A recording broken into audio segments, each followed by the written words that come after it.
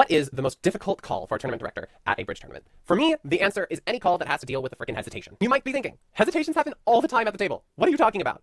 And also, hesitations aren't illegal. Yes, that is true. Hesitations are not illegal, but the information that could be conveyed from a hesitation is illegal. It's unauthorized. If your partner hesitates, you cannot attempt to think about what partner was thinking about. If you do, and the opponents call you out on it, and the director finds that you have done so, the score will be reverted back to your logical alternative. But let me get to why hesitations are the absolute worst. As a director, you get called over, you get to the table, the non-offending side tells you that there has been a hesitation at the table. And sometimes when you get to the table, there is a huge dispute on whether there even was a hesitation at first. So you're getting to a tense situation, at the very worst, a heated situation, and the first thing that we have to do is determine whether or not there's a hesitation. The number one thing that we hear is that the non-offending side says that there was a 10-second hesitation. And then the offending side says, no, there wasn't a hesitation, or at least not for my partner. Like, they think that happens. And then I ask them to quantify how long the hesitation was, and they say something like, oh no, it was like 5 seconds or something. And sometimes you will get people who agree, yeah, there was a hesitation. I agree, I admit it. By hesitation, we mean like anything that is noticeable, because if you notice that your partner's thinking, that's when you can start thinking about what your partner's thinking about. You're doing thinkception, and that's not allowed. After we've determined that there is a hesitation, and it's always good whenever there is a hesitation, and you think that you're being damaged, or there's a chance that you will be damaged, call the director. Let us know that this is happening as soon as possible.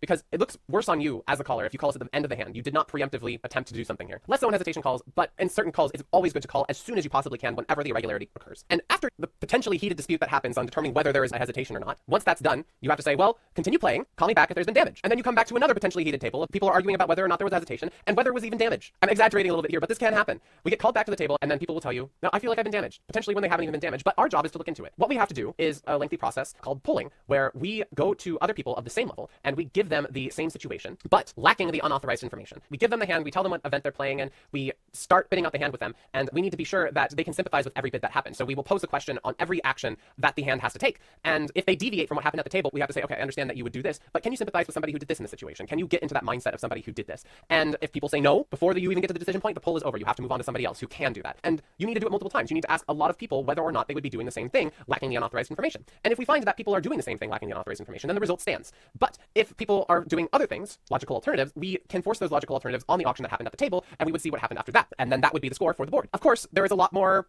ambiguity and complexity that happens with these polling processes, and there are all sorts of different permutations for all sorts of different calls. But all I'm saying is that hesitations are horrible. However frequent they are, they often lead to disputes on whether there was a hesitation in the first place, and then you have to do the polling process. And we have to come back and tell them, here's what our poll found. We believe that in this case, unauthorized information was used based off of the polling process, and we're changing the score to this. Or we'll say, we are keeping the score to this. And attempting to explain these kinds of laws to people who don't generally understand it is difficult. And sometimes people who do understand the laws will fight back with you on it. And we have to tell them our findings. And of course, if they raise something that we hadn't considered before, then we can certainly reconsider our thoughts, and we can come back to them. And people always have the right to appeal.